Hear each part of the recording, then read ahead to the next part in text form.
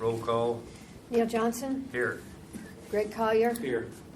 Cameron McCarron, Here. Joel Gardner, Present. Steve There Smith, he is. Yes. Bill Schoonover, Micah Thomason. Yes, here. Got your seat. Oh, yeah, front. I like that. No one's going to see from the shine off my bald spot. This is what I get for being last, I guess. They're just here. I'll scoot in with you guys. I don't want to lead this now. Go. Got it in here.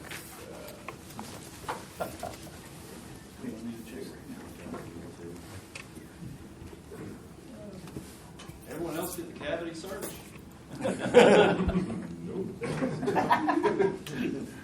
Where'd you get escort back, did you? I need to go back through that. Approval of the minutes from last meeting. I'll make a motion we approve the minutes of I'll November second. 17th meeting. All in favor? Say aye. Aye. All opposed? Comments from the audience? Okay. Chuck, that's you. Yeah, that's normally, that's what we would talk. Yeah, you're not on the official Well, agenda. hey, You sure you want me on the while we're front talking end about of this, we limit the comments always to 5 minutes. I know what you guys are here for, so it'll take longer than that. We've talked about this issue, I know. and we can move it to whole business if anybody has any objections. I think that'd be appropriate for that we're concerned with. I've seen Chuck operate before. They ain't gonna do it in the last 5 New minutes. day, Neil. Anyway, so we'll just move that to old business. Neil, so you can start getting in your mind. I was an airport manager in Bentonville for 5 years after I was the attorney for the FBO here Right. for many years. I knew that. I have a new view of a lot of things. I realize. And it's Yeah. beneficial to everybody. Okay, so I have a request. I guess it became kind of personal, and Ernest can help me with this, but years ago, I don't know when we did this, but because of some incidental stuff that was coming up at the airport, we elected as a commission to give the chairman the authority to spend $1,500 without contacting the commission. So primarily, what we did it for was James, and then was always needing to acquire something occasionally. We've used it a few times. So with that being said, knowing what I know about the restaurant at the airport and how difficult that's been, and the players there now, and there were some other things that was thrown on them they weren't expecting when they applied for that. And I just said, look, I can spend $1,500 without any question, so I'm going to waive, I said it that way, I'm going to waive the first 3 months of your rent, which would be $1,200. I found out later it was questioned, and I think Ernest could speak to that, why I can't do that. Well, since it involves a contract, technically, I believe it would take commission action, since the commission took action to enter into the contract together with the terms. So I think it would probably take formal commission action to do that. And in my ignorance and my defense both, this is my 11th year as city attorney, 25th year as working for the city. I've never heard of that 1,500 before. I mean, there are certain things in the budget that you don't have to come back and get approval to spend on, as James knows from Public Works and other departments. But I think since this involves a contract, that it would take formal action by the commission to weigh that. I certainly think there's probably a good reason to do it. So can I make a motion? Sure. Well, can I ask a Then- question? Go ahead. What are the problems? Yeah. Well, it's just, there was a question whether I really had that authority or not. No, not the authority, the problems with the restaurant. Now, if it just helped them get started a little better, they had several things come up that was imposed on them that they didn't anticipate going That's what he's into. asking. What were those things? What were those things? Oh, James, can you speak to it? Part of it was getting the state license and the health board inspections to get that all approved, and then obviously the fact that the prior restaurant people have really beat down the customer base, so they gotta build that back up again. And also, they're gonna have to put a cover when they bring the. Right, for the Or- smoker outside. They'll have And to at their, enclose it. at their expense, not at our expense. So as I understand this, you still have the ability to spend, the chairman would have the ability to spend $1,500 at their discretion on things without having to go before the commission. And I would like to Because- see that up, what we're talking about. Because the commission has entered into a contract, that is a different level of agreement that we have. So we just need a request whether we would waive the first 3 months' rent for them in our contract, and we make that amendment to the contract.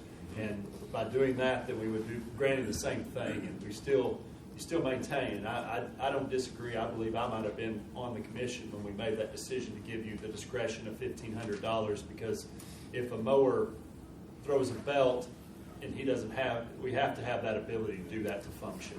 So I think that stays. I don't think I'm arguing that. And Ernest may have an argument against that, but Yep, I agree.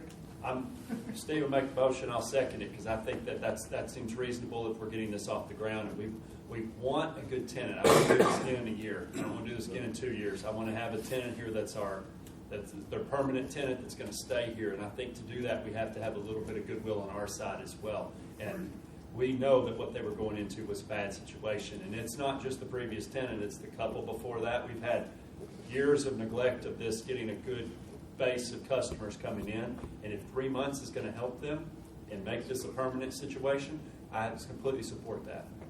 What are the terms of the original contract? Annual? Month.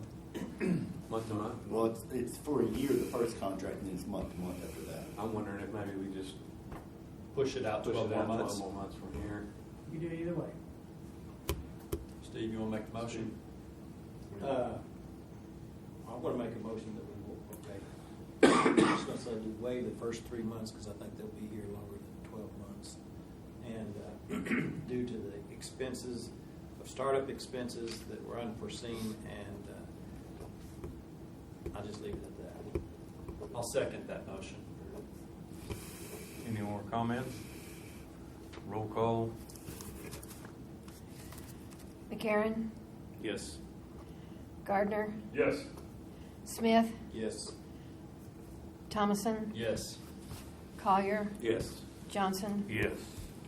And with that being said now, I've already mentioned that I don't want to be considered for chairman after today.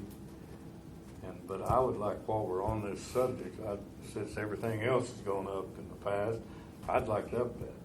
Because there's times that even under contract, sometimes there's a question, somebody come up with a change order or something, hey, so a $2,500 or something dollar change order could be, James could call the chairman and they could say, okay, we're gonna do it. Well, actually, it depends on what you have in your budget. If you have like a miscellaneous in your budget, I'm just pick a number out of the air. Let's say you had a miscellaneous 5,000 in your budget. And the department head would have the authority to spend that money without having to come back to the commission. That's the problem with that, you really don't even need to take action. So, and I started to say that we can just leave it, and it's, I don't know what it's got in the budget, so. Yeah, it's got 5,000 in. Pick the right. So if I understand correctly, they have the authority, the city has the authority as long, at that 5,000? As long as it's budgeted. As long as it's budgeted in. There's monetary thresholds depending on what it is you're doing. But there's monetary thresholds up to a certain amount that you, starting at the top and going down, that you'd have to get waived, you'd have to do competitive bidding or waive it, where you'd have to get quotes, or below that, just little things like you mentioned, fixing a mower or something, you've got that built in your It's budget. got that You already don't have there. to have commission. Yeah, that's there. It's already been approved in the budget. From memory, it seems like it was something with the T-hangers when we were enclosing the T-hangers. It was something we needed to, yeah. So if you got 5,000 in your budget for miscellaneous, you've already spent $5,000 subject to the department head's approval. So And that brings up the question, how often? Is that 5,000 for a year? Or is that each month or each week or what? It's budgeted for 1 year. Huh? Our year is January 1st to December 31st. And the state's different, and federal government's different as far as the fiscal years, but ours is calendar. So the way I would see us handling that is that we have $5,000, that's in the miscellaneous fund. And if that $5,000 is spent over a month, then the commissioner would know that and would be able to discuss it with us the following meeting. We can make a decision whether we need to add additional funds to the miscellaneous to give them that option again. We want to have that buffer in there, no doubt. And if we use that buffer, then we either need to look at how much money we have in that buffer, or we need to add more buffer to it. Well, if that being said, why did this not work in this situation? When James went to fight, if he's got the authority. because it's a Under contract. Because it's a It's contract. It's a a contract. different deal. Well, then that's what I was saying. If you have a change order in a contract down the road, if someone's, say, painting something, and they say, hey, this thing's gonna cost a little more, and we're gonna have to wait a month But I to think- take it back to commission. But I think you're leasing it out to somebody, you're leasing the restaurant out, which is different than making repairs and doing stuff. Okay. Yeah, that's the only difference, is the fact that it was a contract that the commission set the terms of and approved. That's why I felt like the commission needed to be the ones to approve the change. Didn't have to deal with the 1,500 or in essence 5,000 that's there. Because you shouldn't have to come back and ask for. And that's why we did it, Yeah. man. Right, that's why it's even addressed once before. So I think everybody's clear on it. And this is the first time it's ever been, but I just took it on myself to do that, thinking I had that authority. And I wanted to clarify that. So are you resigning this meeting?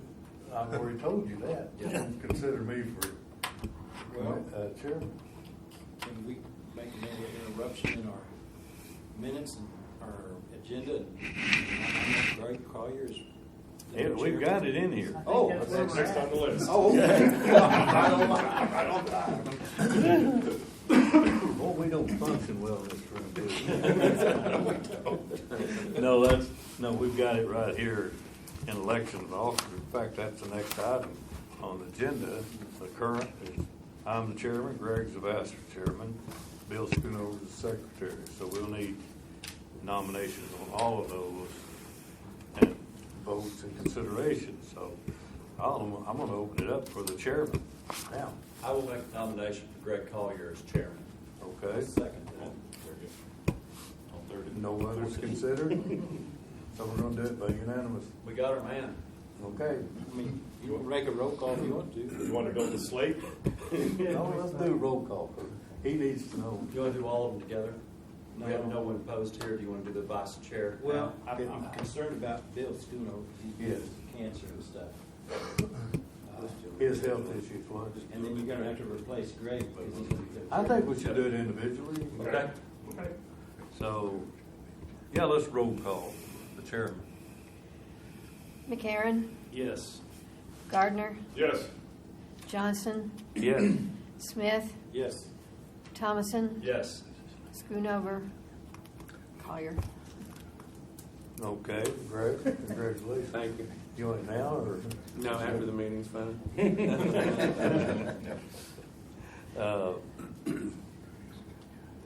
Okay, let's go for the vice chairman. I'd like to nominate Joel as the vice chair. I will Okay. second that. All right, do the same thing. Go ahead and roll call him too. Okay.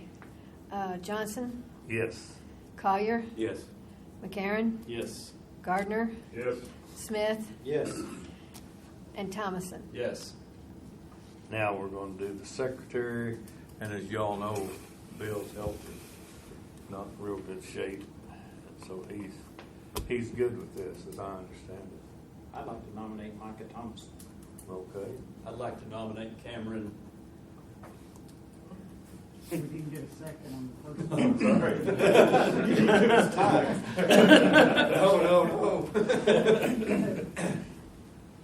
He went on the two. Cameron. I'm good with that. Somebody second it. I'll second that. You gotta withdraw your All nomination. right. Roll call. Well, I didn't get a Wait. second, so it's all right. Which- Thomason? Which, hold on. Hang on. Yes. Boy, you got the Which, second. which one are we going after? The secretary. Yeah, no, but which guy? We got two guys. Oh, I'm We didn't get a second for Yeah, I got- Steve's. I lost out because of no second, so. Nobody wanted it. Sorry. Well, one of us wanted someone else more than he wanted. Okay, all for Micah, Okay. Hello? For Cameron. Smith, for Cameron, Was who are we Cameron? voting on? I'm screwed up. We got 2 nominations on the board. No, one. No, One. Cameron. Cameron? Steve got canceled. I thought someone nominated. They did. I I did, but quickly they- nominated someone There else. was no second. Mike, you got no second. Well, This starts to seem like civil service commission. this is a good day for me to quit it. Yes. Okay, we've got one nomination. Cameron. Okay. Cameron. Well, Cameron, but, and Micah. No. No, just We Cameron. just got one. That's what I was getting at. Instead of 2. Okay, we got Cameron nominated for secretary. Okay. Thomason, Yes. Smith, Yes. McCarron, Yes. Gardner, Yes. Collier, Yes. Johnson. Yes. I didn't get the last name. I was thinking Cameron. I wasn't thinking of his last name. Anyway, we got that straightened out. I hope. We good? This is gonna be a whole new regime. Yep. This next item is kind of a subject I'm interested in. Maybe I don't know if anybody else is. But I'm going to tell you, as a General Aviation Association membership that we joined, just look at that and just think about what that entitled. There's a gentleman came in here and asked us to join this. What's the cost of that? Huh? Is it $500? Seven. $700? It's only $700 a year, but that's key. That's a problem. It's only $700 a year, so I'll just go ahead and do it. Just go ahead and pay it. This guy went all over the state, and he got many, many, many memberships on that. And I know we get a letter once in a while saying something they're active in. But I, for one, don't think it's worth it. So, I'm unfamiliar with this organization. Does anybody? They're a lobbyist group that's going to help protect airports in the state of Arkansas. Detect? Help. Help Protect them. They lobby our legislators for us. To my knowledge, we have never had any kind of issue that we've ever run through them to try to help us with. Okay. they'll tell you that they do this behind, I mean, we're not aware of it, but they're helping us from arm's length and all that, but it's a private organization. It has nothing to do with the state or anything like that. It's just simply a lobbying group. I think we asked them what they did once before, and I really didn't get much of an answer that they didn't mention anything once before. Because we questioned this, a year or two ago? Yeah, a year ago. And their answer was pretty vague. And I know it's $700, but that's the whole idea. You go out there and get you 1,000 people doing $700 a year, and that's not a bad income, you know. Do a lot with that. And I don't know if they do more than attend meetings or if they write letters. I don't know. We don't ever get the full. Occasionally, I'll get an email from, but I think it's they send out every so often to the members. So, to I think me, he's been at our meeting one time over the last 3 years. That was to get another year's donation. that's when they knew we were going to maybe question, and they showed up. So, with that being said, does anybody have any thoughts to having action on it today, or it's here to renew? So I guess that's what I'll ask. Can anyone play devil's advocate for anything that we've benefited from this $750? I'll just say this, from my standpoint, anything that I'm reading about the statewide airport information is coming from this series of emails, website, everything else. As far as lobbyists are concerned, when we need a lobbyist, it's better for us to have one in the back pocket than to go out and find one and pay some exorbitant amount. They're working for the betterment of all of the airports in Arkansas, not just any one.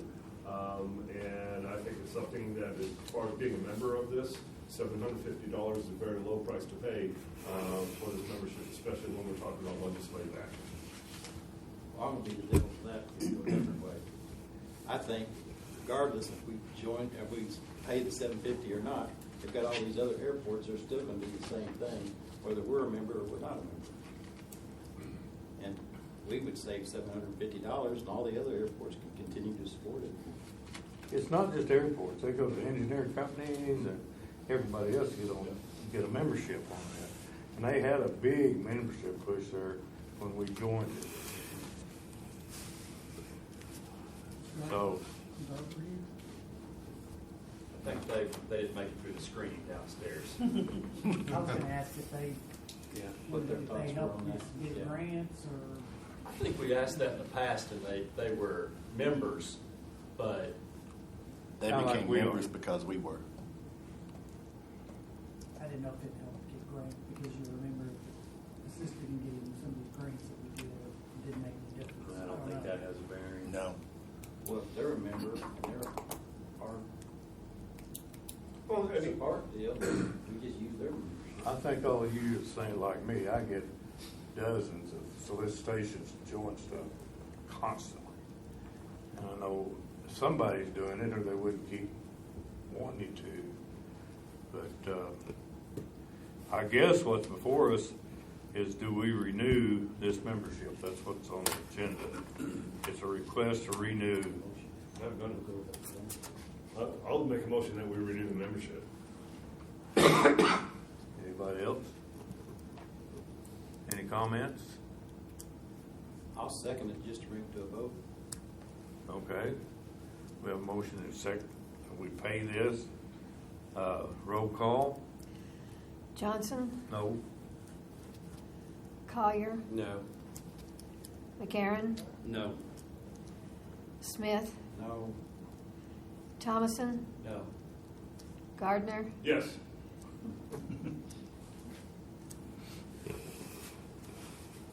Okay, so I guess we'll be hearing from them when we send the message.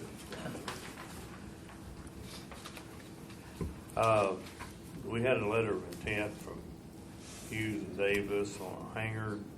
They're not able to be here today, so we're gonna move that to a later meeting. Update from Summit. I'm just standing. Good to see you all again. So looking at the numbers, you can kind of see we tapered off November and December. Just going into those winter months, it's typical, as you can see back into the history. Maybe a little bit more this last year than in years past. Starting to see a little bit of a bounce back, a little bit more in operations. Moving fuels has been a little bit slow this last couple of weeks, though, especially given the weather and the general GA traffic that's coming through. Cameron knows that with all the wind and rain that's just been keeping everybody away. Let's see my notes. Yeah, a couple things that I'm doing is one that I'm pretty excited about is I'm going to be offering an internship to some Harbor High School students. They've got their aviation program there. We've been doing a mentorship program. Every Wednesday they come out and basically we just spend time together. We talk about, what is it like to operate a business at the airport? What all things does that entail? And it kind of gets to the point where you meet every week for 6 months, you sort of run out of things to do. And so my thought was, well, they're here every day, might as well start paying them. So I'm going to do an internship with them. I'm going to select 4 students out of the aviation program. And they're going to start their employment this summer, and they're going to go until the end of the summer, either before they go to college or back to school. The high school actually has an internship program that operates, they work with different businesses in the area to allow students to leave campus. That's during the school year, so if this is a success, if we're able to keep those operations up with this new hangar, more base tenants, we're going to need more personnel anyway. It might work out pretty well to have these young, excited guys there at the airport. And I want to be able to offer them something that I searched for when I was in high school but couldn't find. So I'm going to give them that opportunity. Great group of kids. getting a lot of compliments on the Springdale Airport in general. We get a lot of people coming through that are specifically mentioning that they used to go to other airports in the area, and it's just a little bit nicer coming into Springdale because, especially for game days, you're parked right at the terminal. You don't have to walk 100 yards. It's great having a restaurant. Kind of reflect what you were saying, like getting the business off the ground after some of the previous tenants, what happened there. People actually coming in. I got somebody the other day that said they heard there was a new restaurant here and they were excited to try it out. So really happy to hear that.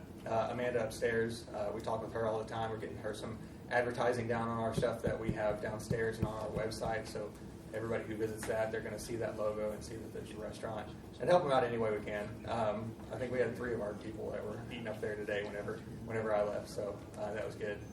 Breakfast all day is nice. And then customers waiting on that new hangar. That's about it. But we're excited. Do you want to mention anything about the meeting we attended on Saturday? Sure, and you can help me elaborate. I can. So Cameron and I are a part of the Northwest Arkansas Aviation Council, Arkansas Aviation Council. Aerospace Council, yeah. And so it's a new thing that we are doing with Jason McMullen, who heads the aviation classes at Harbor High School. So he started that program, and it's just growing into what it's being molded into is now that he's got his classes and it's turned into a curriculum, what does it look like to actually get these students jobs? And so helping facilitate between business owners and operators in the aviation community in different ways, providing these avenues to actually help them along, give them opportunities, guide them, and then promote that within the businesses around us, Bentonville, Fayetteville, Springdale, whatever it might be, through the schools, through the airports, all of it. It's really interesting. We just had our first meeting, so it's kind of just getting our toes wet. So just so everybody knows, aviation has grown throughout the state of Arkansas, specifically here in Northwest Arkansas, a lot, right? Due to philanthropy, what Summit has been doing. These high school programs have been developing. Harbor High School has had their aviation program for the last 5 years. Bentonville has started theirs. There's talks of Rogers doing one as well. There's also some other high schools across the state that are doing high school AOPA programs. And so Mr. McMullen and I met one time along with Walmart Aviation and said, if there's going to be a growing footprint of aviation in Arkansas and we're going to provide services throughout the country, we really need to get state leaders involved through the Aeronautical Division of Arkansas, along with higher educational institutes, so that as we develop aviation in Arkansas, that everyone's moving in one direction instead of people doing things independently. So the people that were at the table, we met at XNA, were the director of operations for XNA, the University of Arkansas was there, NWAC was there, Pulaski Tech that has an A&P program from Camden, Arkansas, they drove up. There was a lot of leaders from an institute and state level that were in this meeting to talk about what the vision, purpose is for Arkansas and how we can contribute to aviation. So that's kind of was a vision of mine and Mr. McMullen and a lady named Julie at Walmart Aviation. If we're going to have a positive impact in aviation in Arkansas, not just Northwest Arkansas, we needed to bring all resources together to see what we could do, especially from a higher educational institute perspective.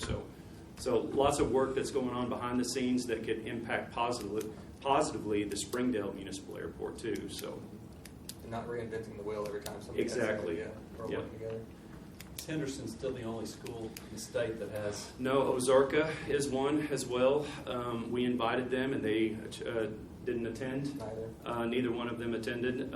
But Jerry Chisholm from the Division of Aeronautics, he attended along with his assistant or something like that. Yeah. The University of Arkansas was there. Their director of workforce development. The workforce development director for NWAC was there as well, along with NWTI. I'm drawing a blank on some of the other folks that were in the room, but there were Summit Aviation was there, representation from the Walmart Family Foundation and things like that were there as well. Who else? I'm going to have to get familiar with all of them. Yeah, The group down at Camden has an A&P school. that was Pulaski was there, Yep, the yep. Camden A&P school was there. So there were some higher educational institute, plus, you know, the representation from the Walton family was there as well. So it was a really good meeting and a lot of brainstorming, and it was more of an exploratory type meeting on, you know, what is this footprint going to look like, and we discovered that there's, you know, a lot of grant type money that's out there that we're not taking advantage of through the state. Completely unclaimed. Yeah, completely unclaimed, Because like it's not millions done. and millions of dollars unclaimed for, you know, aviation development, so to speak. So, Yeah, that could go to these students that's just sitting in funds that are Yep. not doing anything. yeah. And these students are eligible for it, but nobody knows. They don't know how to communicate that these funds are available and how to get it to them. Yep. So anyway, I just wanted you guys to know that there's some work, I guess in regards to aviation, you know, and you know, building a footprint for Arkansas. You know, Oklahoma and some of these surrounding states, these bordering states, have got an unbelievable footprint when it comes to education in aviation, such as A&P, avionics, you know, ATC, flight schools. We took a field trip to Oklahoma to see Tulsa Tech. What was some of the other ones? TCC, Tulsa Community College, and also two of the leading higher educational institutes that have unbelievable. I mean, it's unbelievable some of the campus structure they have around these aviation programs. But OSU and OU are amazing. They're enrolling 100 kids per semester over there. It's unbelievable. They have 60 planes sitting on the ramp, and it's because state business leaders and higher educational institutes work together collaboratively to, you know, achieve those goals. So our plan is to set goals and hopefully achieve those for the state of Arkansas. Also, to let you guys know that all of you probably know that the ownership of Summit Aviation has always been Dave Powell and Mark Myers. Is now Mark Myers. He bought out Dave, and Dave's kind of ready to get out of that and be done and do other things. So they made a deal, and Mark's the man now. He tried to be here, but he's got a flight. Have you had any comments, positive or negative, to the restaurant? Nothing negative.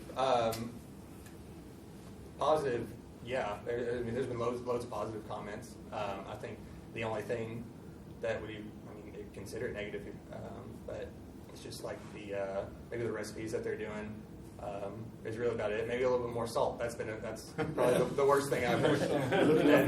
And Amanda is very receptive. Yes, your cholesterol. So of course, when you order the burrito, what are you going to do?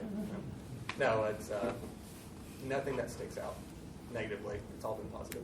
Is Foster Farm still flying? No, I can't get them to come back in. They couldn't make it with a displaced threshold anyway, but they just like that. They like that extra length, and I haven't talked to them in a number of months since they were in before. So they enjoyed coming in. It's just they were right at their limits. Where do they go now? Rogers. Any other questions for me? Thanks. Okay, thanks. Ernest, you have anything for us today? No, sir. None? Hey, I want to personally thank you for all the help you've been to this commission while I've been here. I tried. It's really been a great asset to us.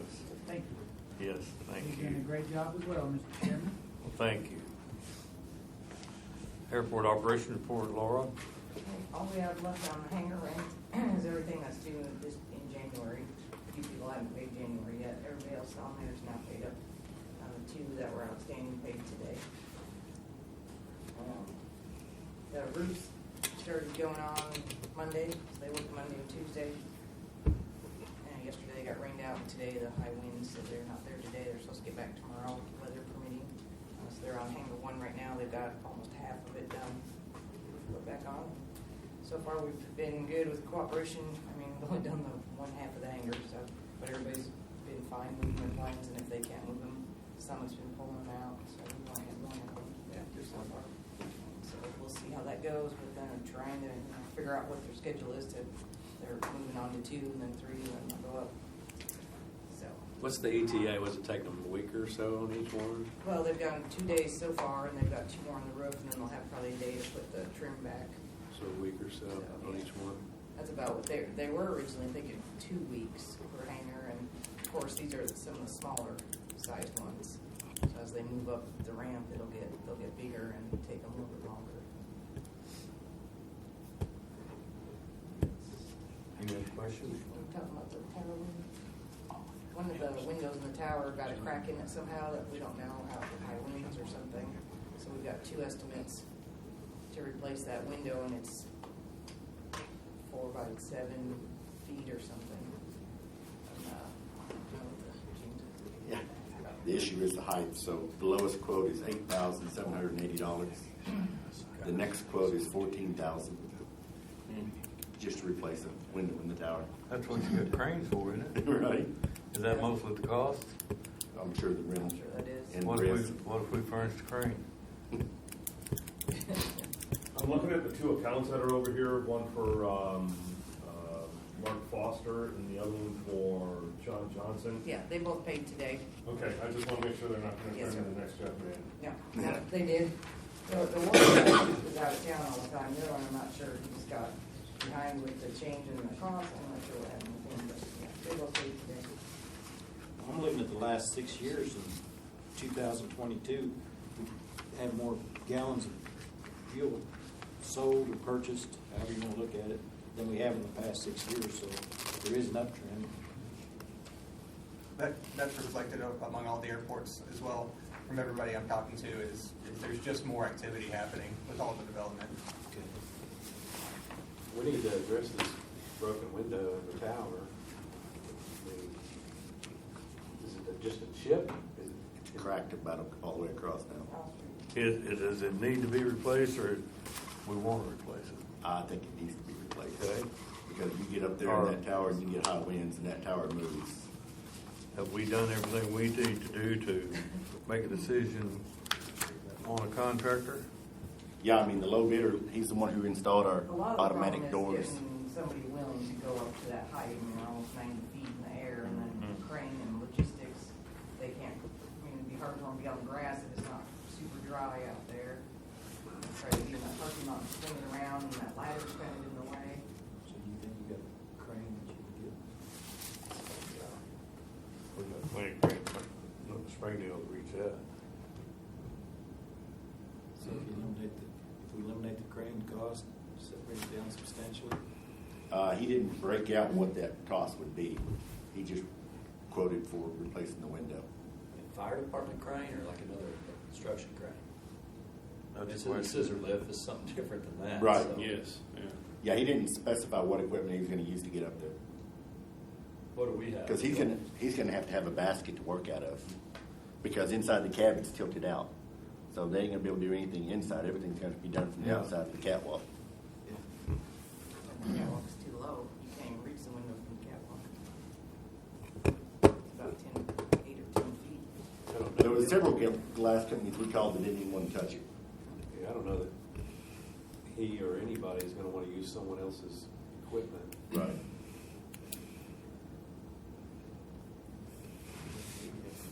Equipment anyway. Pardon me? I said he may be having to rent equipment anyway. I was gonna say, Yeah, usually people like that don't own the cranes Right. that will reach that, and they used to working off of independent contractors. But worth asking, I guess. Save us a few bucks. What's the time frame do you think we need? Well, he says it's going to take several weeks, 5 to 6 weeks, 6 to 8 weeks to order the window. To order it, yeah. So even if he gets the bid, it's going to take a while to get the glass here. You know, I don't think that's too far out of line anyway for that type of glass. Do we know how much the glass costs? It'd He be didn't not- break it out. It'd be tempered, reinforced. And that tower is not exactly square. After getting moved from Louisiana and set up there, so it's not going to be an easy pull to put back. I think it'd be good. So what was the low bid? 8,780, And what was the next one to that? 14,047. Who are the contractors that bid that? One is Custom Glass Doors, Juan Lopez, and the other one's RGC Glass. Are they local? One was out of Bentonville. Bevel Glass didn't want to touch it, and this guy is out of Fayetteville. Okay, so they're local. Yes. When did the Ace Glass, Ace has done all the city buildings. Maybe we could piggyback off of that. Did you try this? Troy. Does that solution any of that stuff? Right at the end of the airport? I don't believe they'll go up there. When did this crack happen? Put my phone down there. Okay, so it wasn't like storm damage though. A month or two ago, I think. It's They just out of the blue. They just Okay. saw it one day, so I don't know if they've been up there before. They noticed because it started in where the tint is at, so it's hard to notice. And I said as they come upstairs, the sun just hit just right that day. But now the crack has proceeded down further. One of those butterflies landed on it. Right. Haven't been back yet. This isn't something we should consider insurance for. We have $10,000 deductible. Mhm. So Okay. Check all the glass, make sure that. yeah. Do we table this or have a motion to replace it, or? I'll make a motion that we replace the glass with the apparent low bidder.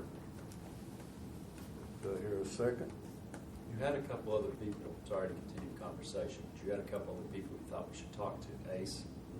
Yeah, we can Do we can that. call and see if they're a better price. I'd check with Ace. Yeah. They do a lot of business in Northwest Arkansas. And the owner's a buddy of mine too. If you want me to get involved with that. So it sounds like we need to get some more information and possibly have them break it out based on the cost of the glass versus if they're going to use a crane or, because we might have some resources at the city, We don't have anything that'll reach it. reach it. What I'm hearing, it'll die, this motion will die like a second, and we'll postpone it. Unless, For of the course, reason- you act on the motion, and the motion is that we replace the glass with the apparent low bidder. I didn't say which one. Okay, we can act on it without a second. So the plan is we're going to ask Ace if they're interested. If they're interested and they're a lower bidder, then we're going to go with Ace. Otherwise, we're going to go with the low bid that we have currently. Right, if we get a second. I can second that. You're gonna second it? I'm going to second it. The motion that he made was that we accept the low bid and replace the glass. That's what we're voting. With the apparent low bidder. I didn't say which apparent low bidder. Well, I thought that said that with the low bid. Okay, then I don't want to second it, and I'll make a motion that we check in with Ace, and if Ace's price is below that number, we go with Ace, and if Ace's price is above that number, then we use the current bid that we have, the low bid that we have currently. That's your motion? That's my motion. Second. So now we got two motions. No? Mine died for lack of second.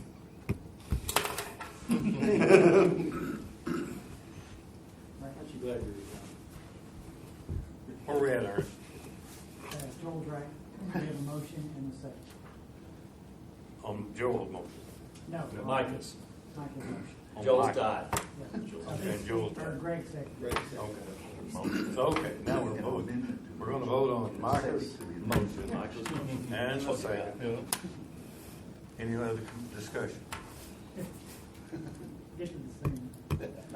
If not, roll call. Johnson, Yes. Collier, Yes. Karen, Yes. Smith, Yes.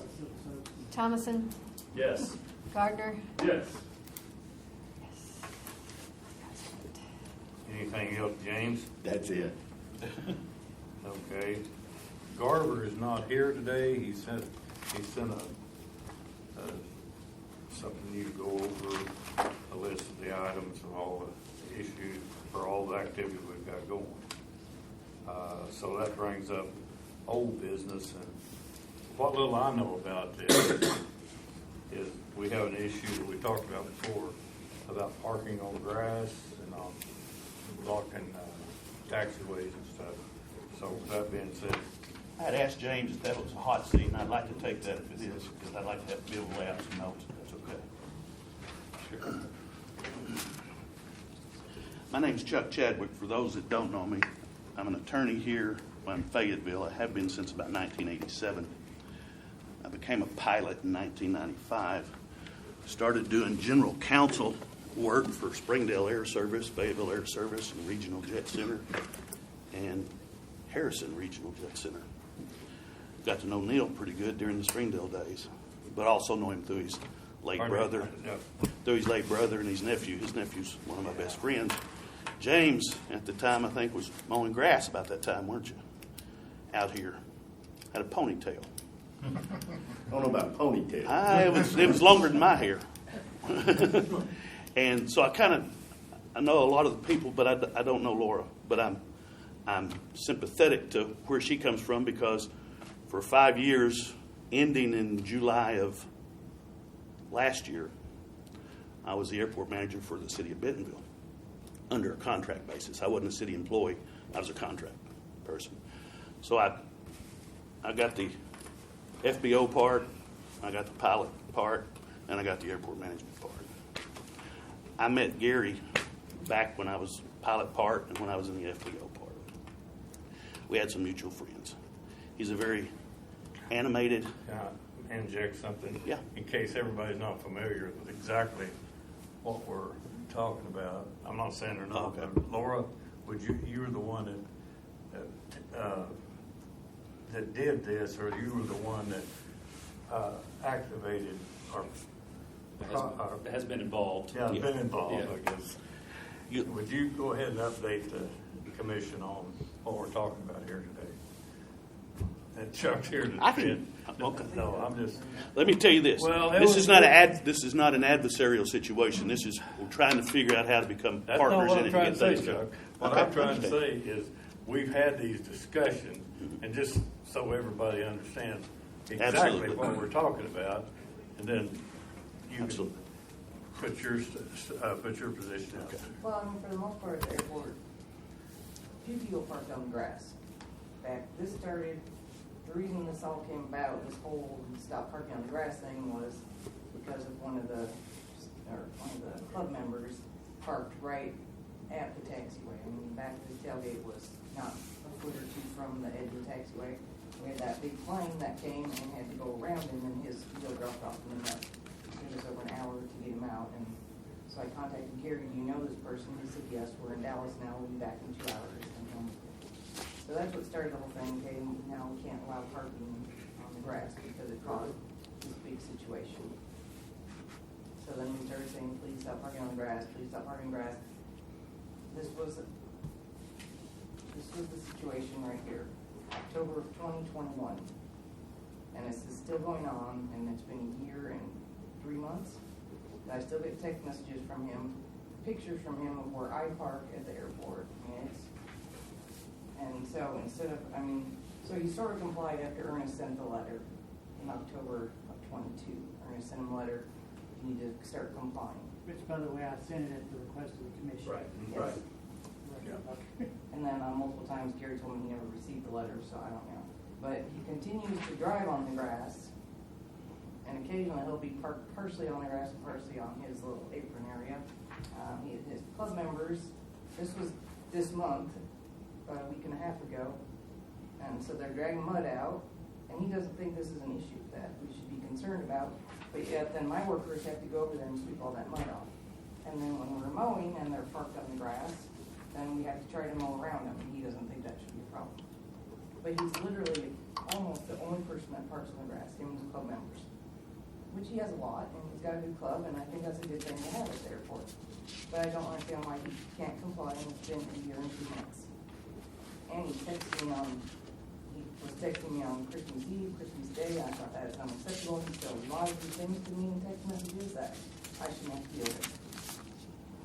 But I deal with it. And all we're doing is asking him to stop parking on the grass.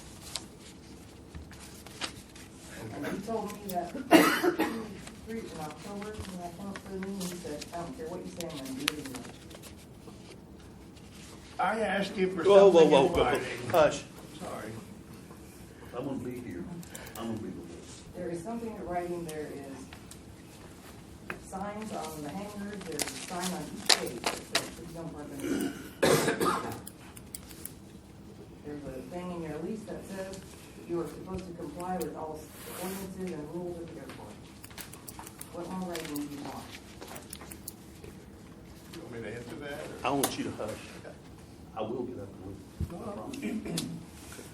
Okay, does that kind of clarify what we're here for?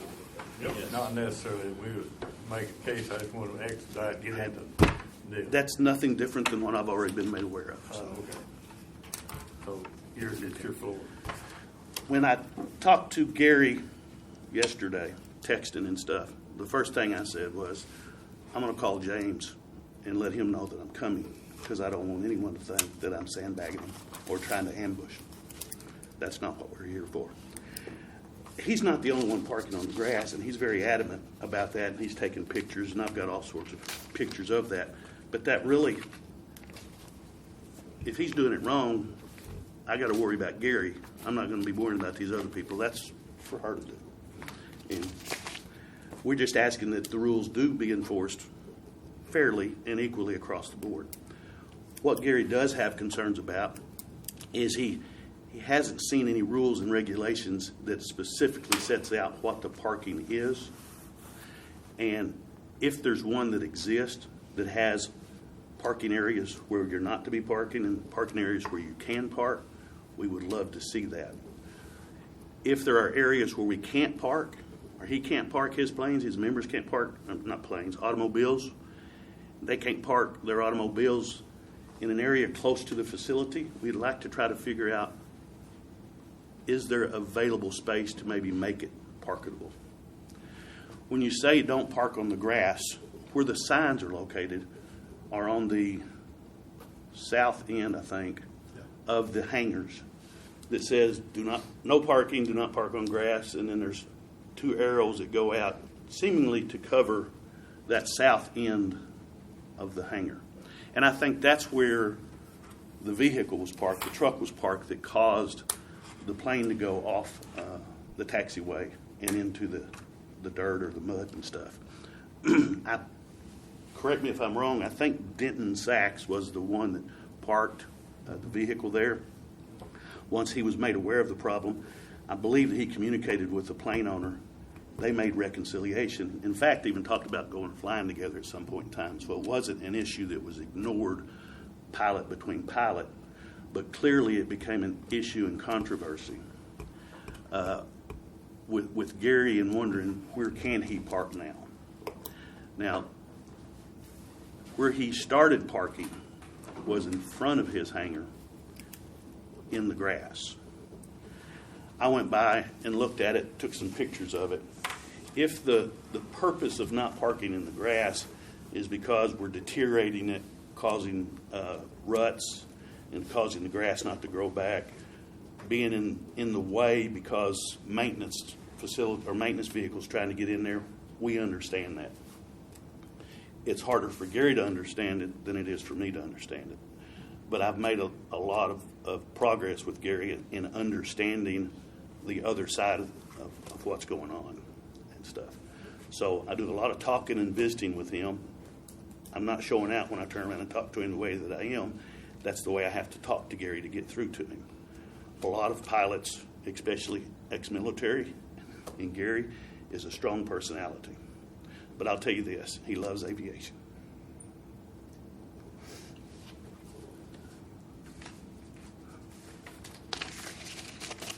He trains pilots very economically. He has about, I think he said about 5 to 10 pilots a year that gets their pilot's license.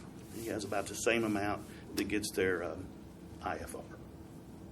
And he does it economically, probably to people that otherwise couldn't become a pilot.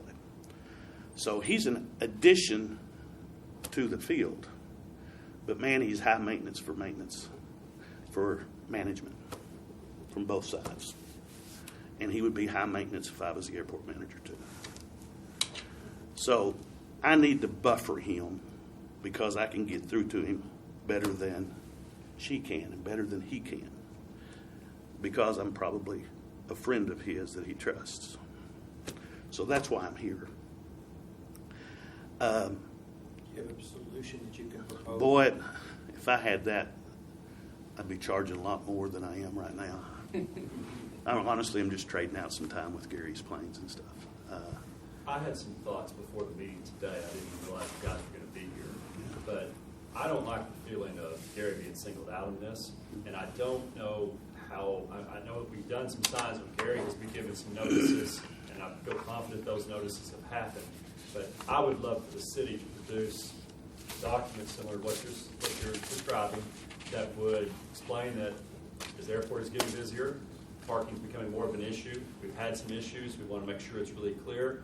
Use the below map to understand the areas that are absolute do not park areas and the areas that are designated for parking. I think it needs to be some time thought on this so that if there are areas that a pickup could park that aren't necessarily where we can sit. I don't think we should just highlight parking lots.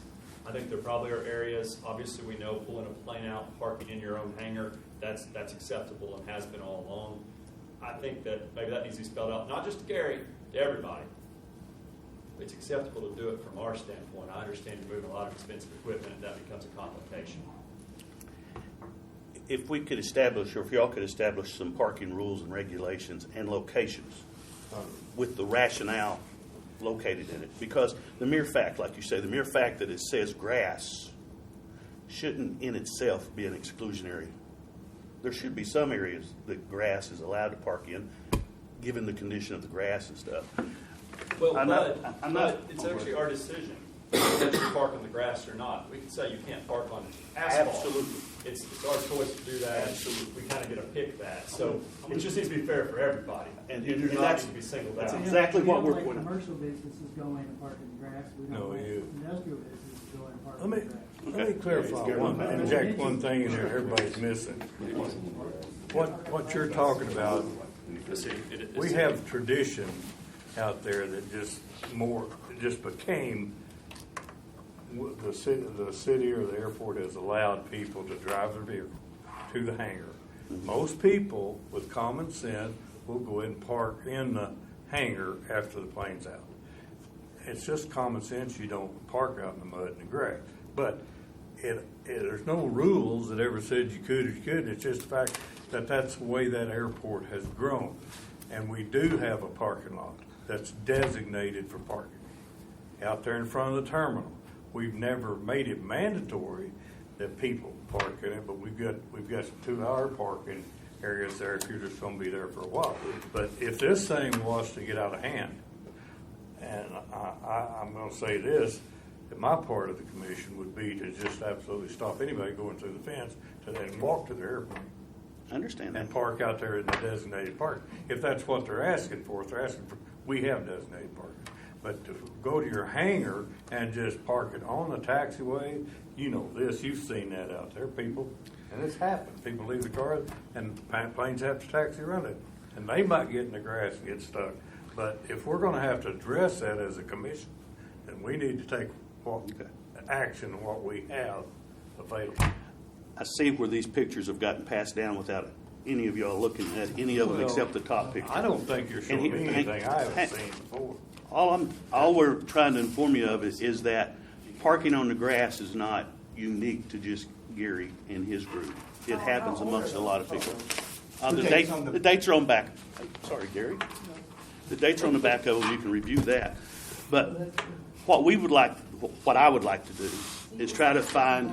Because those signs aren't the same when I'm off there. It's So I think he sent me this kind of stuff. Well, I think, Chuck, Hang on just a second. we need you to clarify exactly what you're asking for, other than just kind of a generic. I'm trying.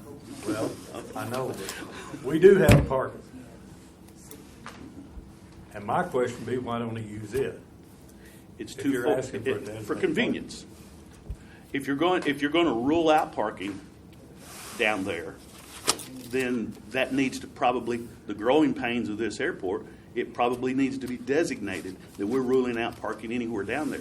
I can tell you that I went down there, and there are some spaces available, even on the pavement, if marked off properly, could be parking places. Maybe if we you want don't to use want it. parking on there. And If you- that's the question. I really thought that we were going to get by without arguing. I'm still I'm trying not to tell arguing. you. I'm just saying, look, you're talking about us developing a system that we've never even encountered or thought we were going to have to.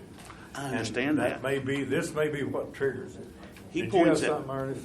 I was just gonna say, is there not a provision in the lease that talks about following parking Ordinance. designated spots or following rules of the airport? I think there is. The problem is when it's vague, or that you see other people are doing it also, you start to question whether or not it's a violation if you're doing it. My question is, my request is that if it's vague, that we try to do away with the vagueness. So then it's enforceable with everybody, and he doesn't get the feeling that he and his group is being brought out by just him.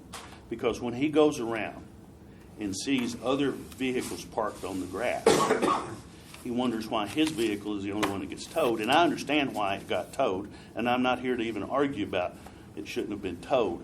I'm trying to avoid things like this happening again. Her getting text messages after business hours, him getting text messages after business hours, unless it's a true emergency, is uncalled for. And I've explained that to him. If he has concerns such as things like this, email is a good way to communicate with people because they can answer their emails in a timely fashion after they go to work, and it's easily downloadable and stuff like that. I'm working with Gary on a better way for him to react and get his questions and answered in the manner that we can then go forward with. If you're just going to say no, we're not going to offer any parking down there whatsoever, so be it. I don't think. So if I may make a comment, first of all, addressing why past pictures along. Yeah. We're talking about one individual, not everybody else, and I feel that if any one individual wants to see a change made, they need to start the change themselves, as opposed to ratting everybody else out that's not making the change. So that's why I just passed them along. Second of all, I would ask the chairman, and I'll volunteer to help with this if Laura and or James sees that this is fit. Ask the chairman that we actually put together just a small group of individuals to go ahead and take a look at the property itself, identify additional areas of parking that can be more convenient for our tenants, and we start establishing a new parking profile for the airport. That's basically what I was getting at. This is just morphed into this. Mm-hmm. Yes, I I've agree. been there at that airport since it was a 3,000-foot chip and seal runway, and we parked on the grass. Airport airplanes were parked out on the grass. We never drove our vehicles out there and parked out there. We walked from the terminal and got in our airplane, and we'd pull it over to the pumps. You know, that's how that. But it became that as these hangars started getting farther and farther away, and we got asphalt in front of them and everything. I always took my truck or car out there, but when that door went down, my vehicle was in the hangar. The plane was on the ramp and ready to go. Well, that's how it's become accepted and how people have responded to this. Now, to answer your question, if we're going to have to do that as a commission, then we're going to have to develop something, and it may be, you have one option is not let anybody through the fence. Walk out there and get their airplane. Or are we going to have some little guidelines that says, please adhere to these, and as long as you get along, we get along. Things of that nature, or just, we don't want to go build a bunch of parking in certain areas out there for car parking. There's plenty of parking on asphalt for a vehicle to pull out of a T-hanger or anything else to park right inside it. Been done it for 40 years.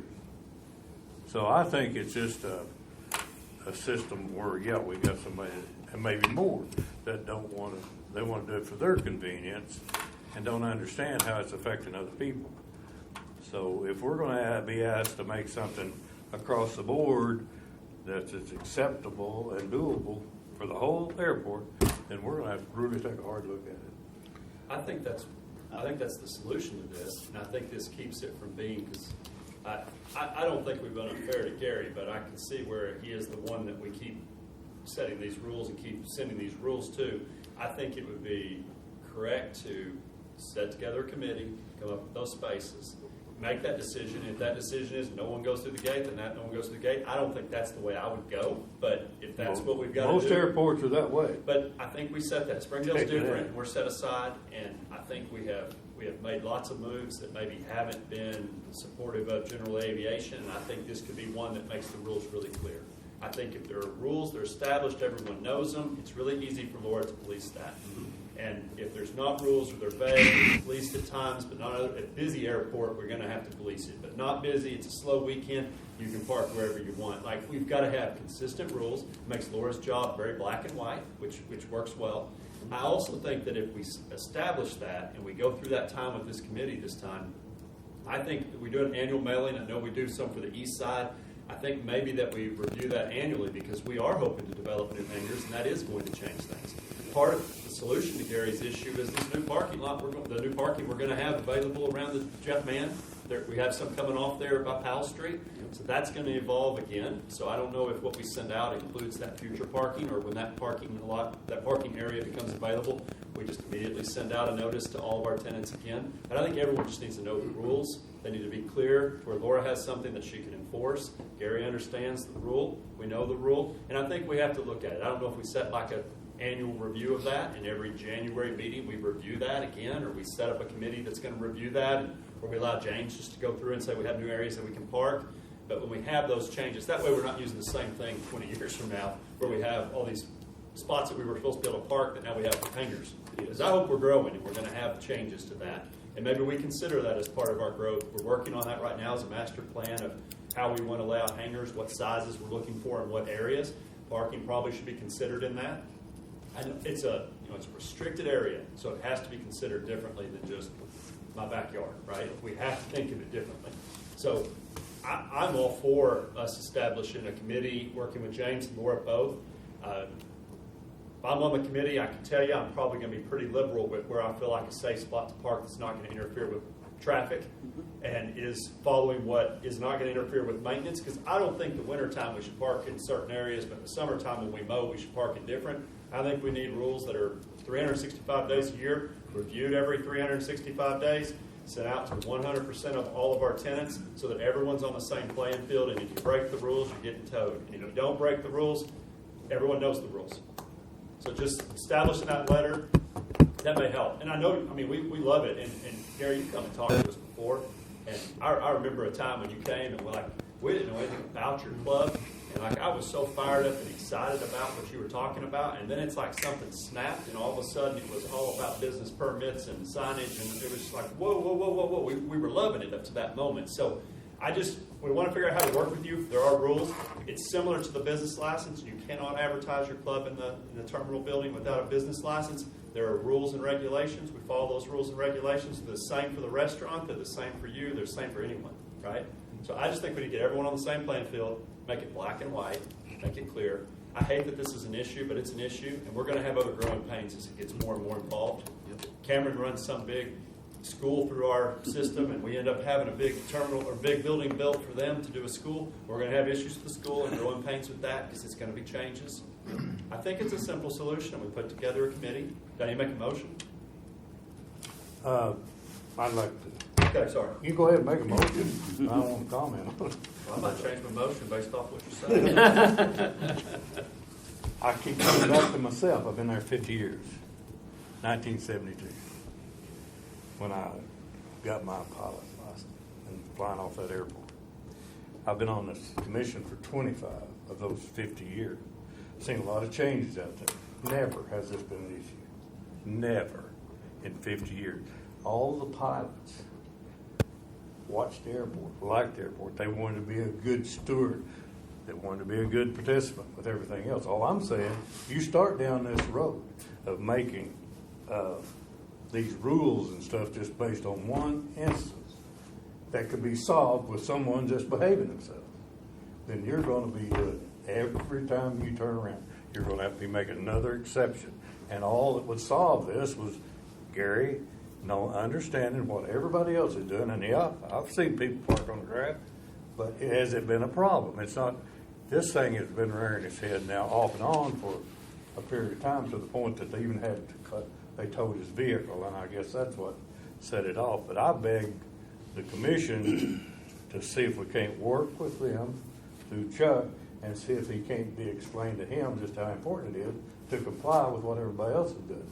And then everybody get along. If not, then it's the same thing we came up with when nobody can have anything in their hangar except airplanes. May I respond? And that don't work. All over the United States, every hangar's got something. You got one Fayetteville that's full of junk. Your nephew my does. nephew. That's what I'm talking about. Some of my junk is his I'm junk, telling too. you go anywhere and open any door on any of these airports, and there's going to be stuff in there that's not aircraft related. Yet what we do is shut the door, and when it's not harming you or somebody else, not a fire hazard, or somebody just renting it to store their junk in or their trash, then we make individual deals. But this could be solved. It could be solved, but just asking someone to please, listen, even though you disagree with the authority. We're talking about everybody else does it well, parking on the grass. I see people running up and down the road 49, 100 miles an hour. That don't mean that if I get caught doing it, I ain't going to get penalized for it. And so that's basically what we're doing here. Just because somebody else is doing it don't mean you got a right to do it. And I agree with that portion, that last portion of the evaluation. And I've explained that to Gary, and he understands it. He's going to be in compliance of not parking on any grass until we come up with some resolution of, is there going to be some other Well, parking? there's asphalt out there. Does that mean you can go over and park on the taxiway? It's just Neil, common sense. Neil, but if we start we're going putting to use common sense. But let me Yeah. complete But if we my put thought verbiage process in with there, you. it ain't gonna work. At my age, it's hard to get back on track once I get off of it. So let me stay on that. I did not show you those pictures to try to tattle on anybody. I showed you those pictures. In fact, I hesitated to even show them to start with. But I showed you those pictures to show you that it's more than just one person that's confused with what the rules and regulations are about parking on the grass. And so there needs to be, I love your idea of how you're saying to go about doing it. The easiest way is not always the best way, Neil. And the easiest way is say, close the gates and don't let anybody into it. That's not convenient for the people out there.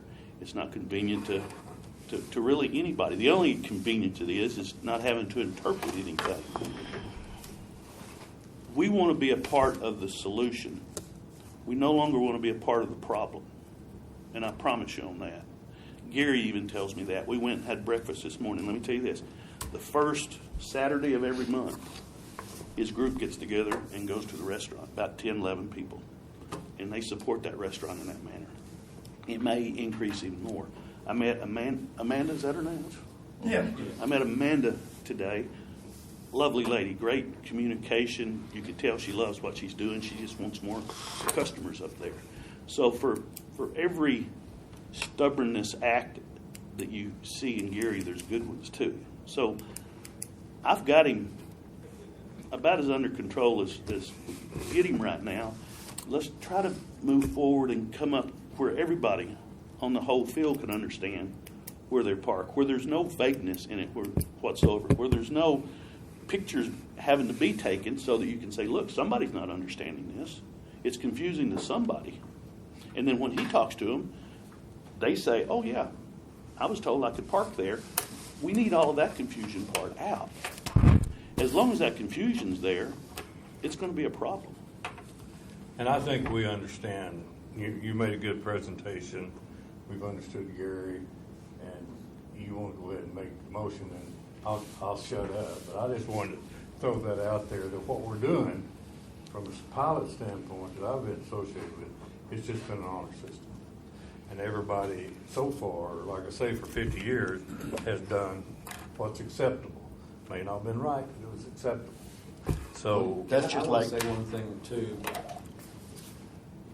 James and Laura do what we tell them to do. Nothing needs to go back to them personally. If there's a problem, what you guys are doing here today is how this needs to be resolved. I questioned in my own mind whether I should have told Gary, we're not going to go to the airport board meeting. I'm just going to go sit down with James, and we're going to start talking about that.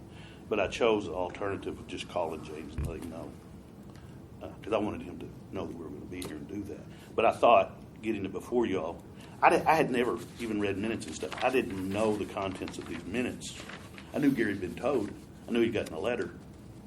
But I didn't know the contents of these minutes and stuff. So time-wise, we needed to be here today to talk to you about that.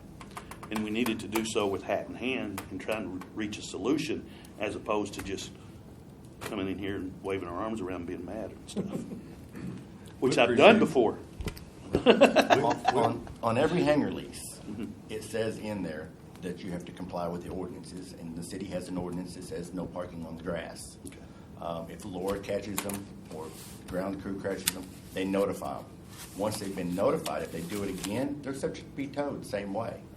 Everybody's told when they lease a hangar, they leased inside that hangar. Nothing on the outside of that perimeter is their property to use. And that includes parking. Now, yes, they relaxed it for a while until it became an issue. But it's No one not- else has been told. Yes, they have. They have? They have. Not recently. I'm glad we know that. Well, their dates are on backup. Huh? They have, Trying to have- there have been other people towed. Not recently, because we've not had an issue. So this has always been the policy. You know, there's signs up there, no parking, people will be towed in front of the terminal. They have been towed before. So this is just the recent one that's been towed. So it's not like we want to tow people. I agree. I We try understand to that. work with everybody, hey, you know, don't do this. But when you get mud tracked up and down a taxiway and the next plane comes through, say a jet, and sucks that up in an engine, Preaching to the choir on that one. Springdale's going to be an upset airport. So that's Preaching all to I the can- choir on that, and I agree with you. You say nothing that I don't agree with on that one. I'd like to ask a question, but just clarification here. It's not confrontational, it's just clarification. And what's your name? Michael Treat. And what's your purpose for being here? I have hangar there, right close to here. With him. With Gary. So you're part of this presentation? He has his own hangar and his own airplane. Yes, sir. Well, do you want to make a statement to the commission? Well, I would like to ask for a little clarification on one item, that's all. I'm asking you, do you want to address the Yes. commission? Yes, sir. Well, just come right up here. I like it.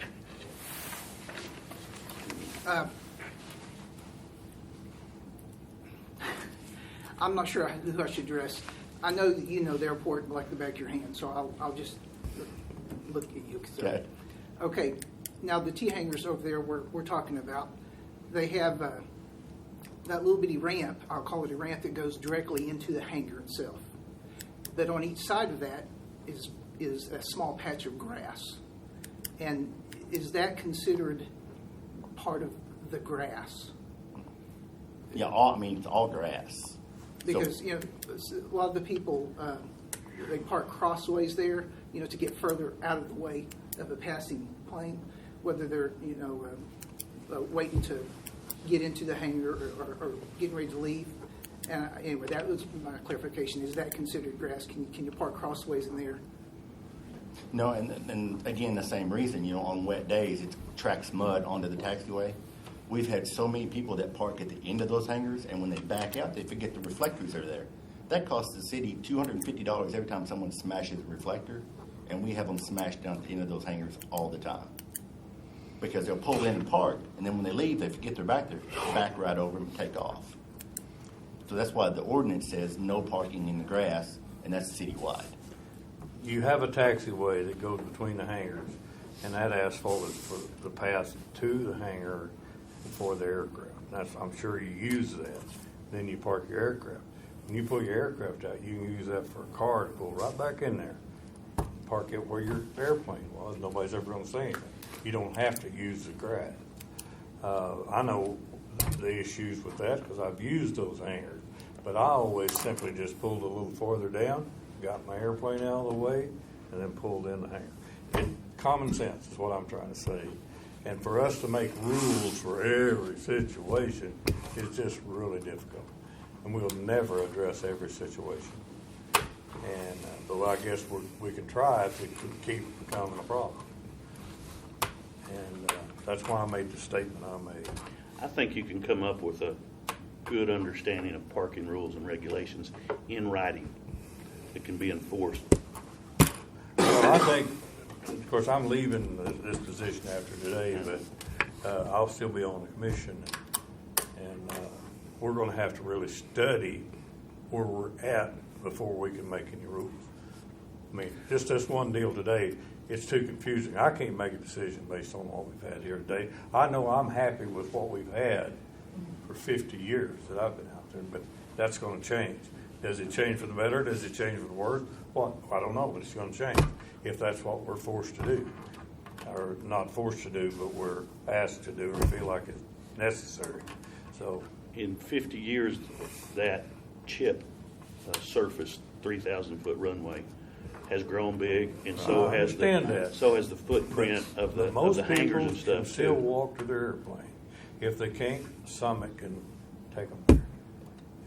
Don't you all still have buggies to take people to the airplanes and stuff? And so, transport out there. There's people. Airports have golf carts. Try to drive on the field down at Love in Dallas. See if you can. See if you can drive out there. No, you're going to carry your bags out there. You're going to throw them on a tram to get out there. So no, we have got a convenience there that everybody should be proud of. That I wouldn't say we've turned our back on, but we've known all along that we're a small airport, want to be neighborly, and that's all we're asking. You've got growth going on out there too, and you've talked about, it came up in the mentioning of it, of the master plan, and maybe that there's some parking that might be involved in the master plan.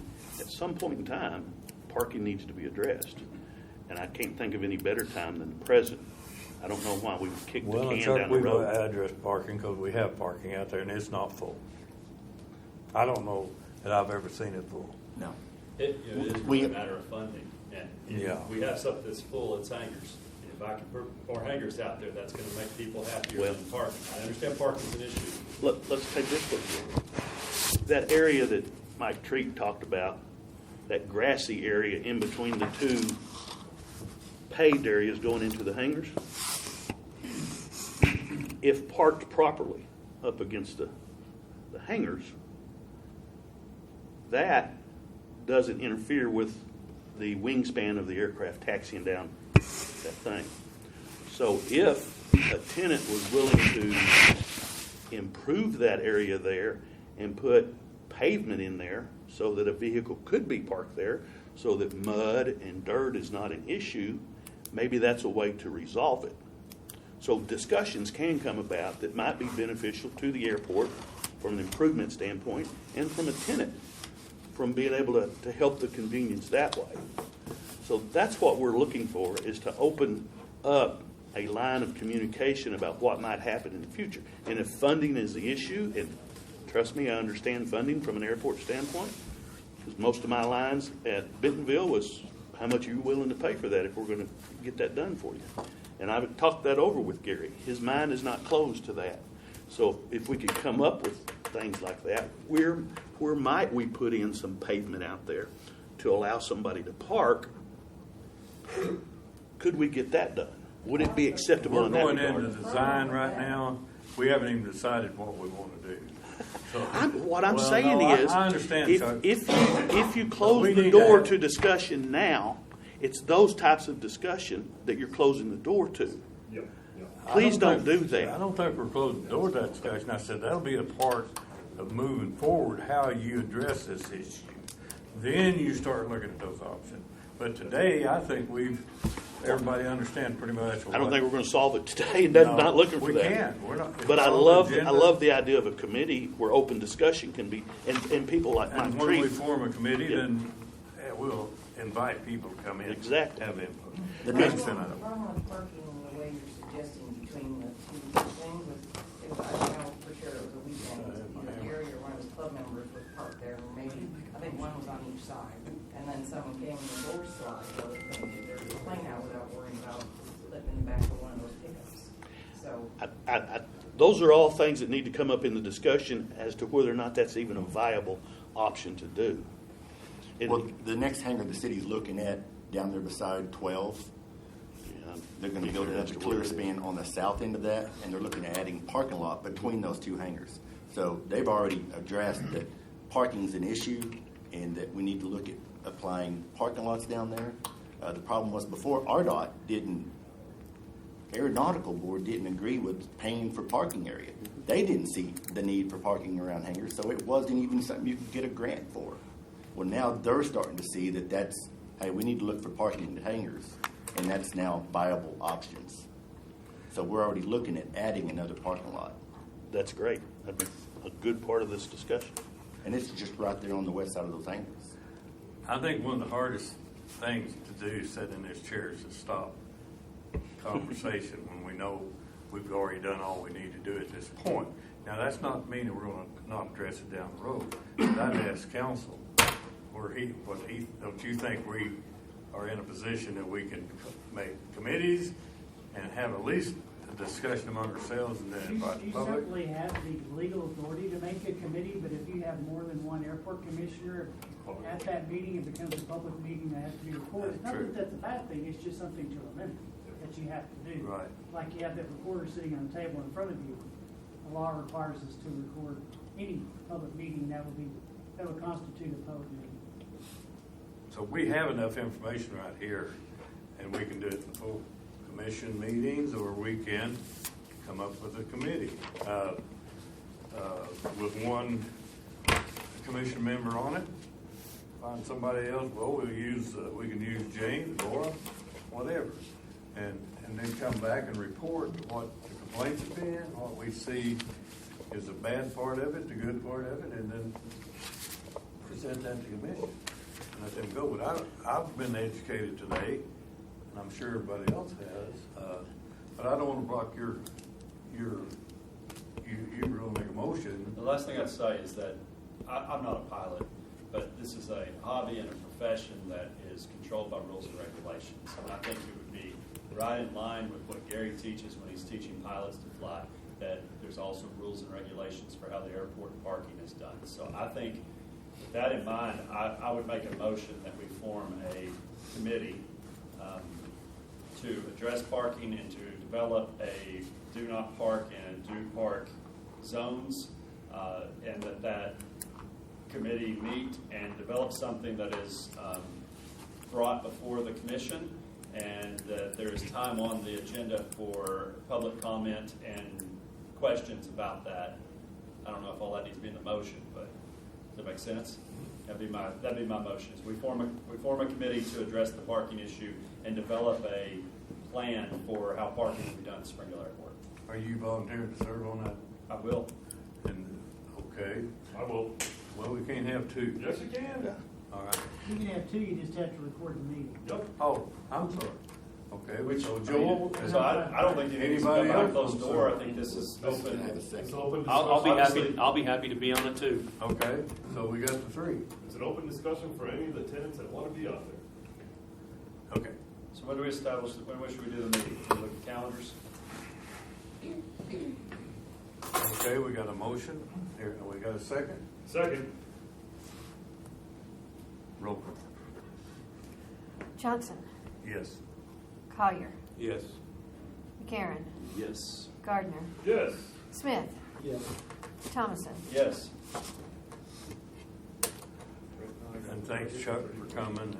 And I appreciate that.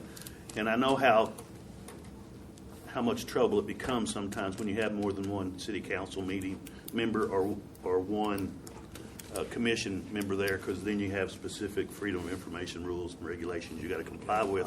But I think we were going to comply with those anyway by inviting interested public anyway and stuff.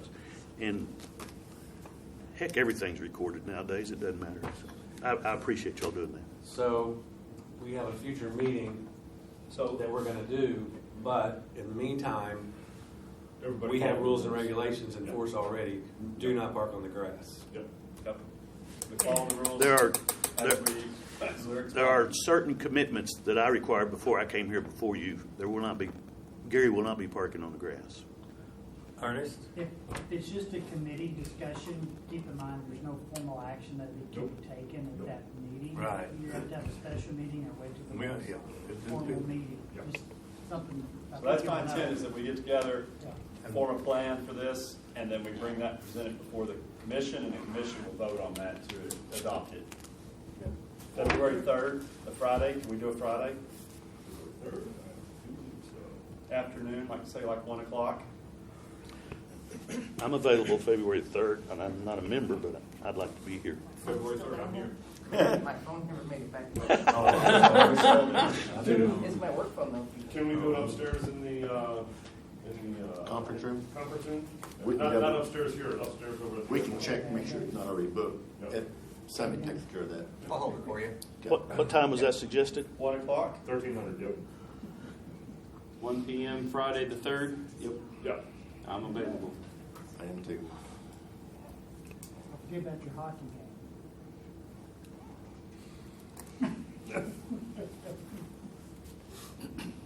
We got the committee formed and the meeting set, so with that, Beth will reserve the room.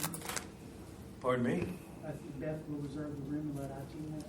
I didn't hear. James? They're gonna do it. Oh, we're gonna do it over Okay, here. sorry. Airport. Are you gonna let IT know? Yep. We'll have it recorded.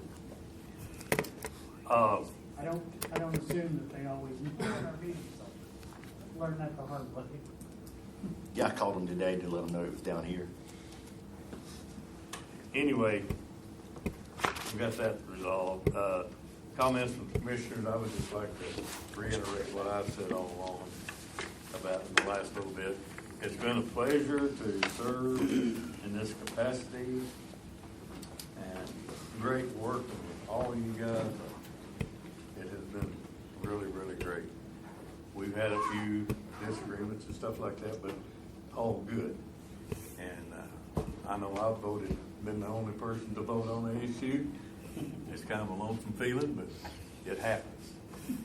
And anyway, with that being said, we've got a good committee or officers picked out for the rest of for the next term, next year.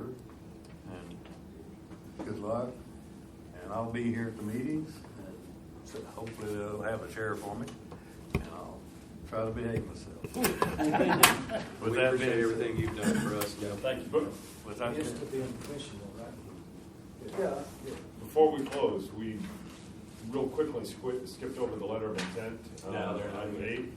And we're not taking any action on, okay? No, we just tabled it until Okay. they're out of town. They called and, they sent the letter. So anyway, if there's no other comments, then we'll adjourn. Cool.